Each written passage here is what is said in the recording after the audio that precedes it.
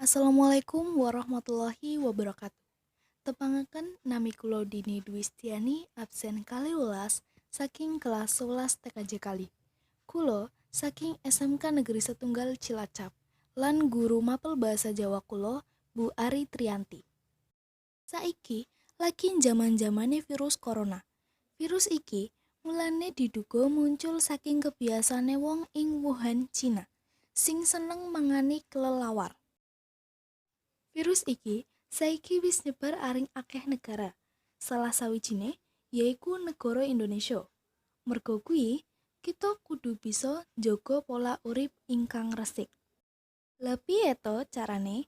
Nah, cara-cara supaya kita bisa nyegah cebarane virus corona iki antarane yaiku sing pertama yaiku ojo panik.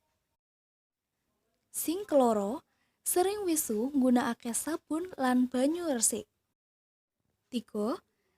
Ngilari kerumunan utawa kumpul-kumpul karo wong akeh. Sekawan, yaiku nggunakake masker semisal metu saka omah.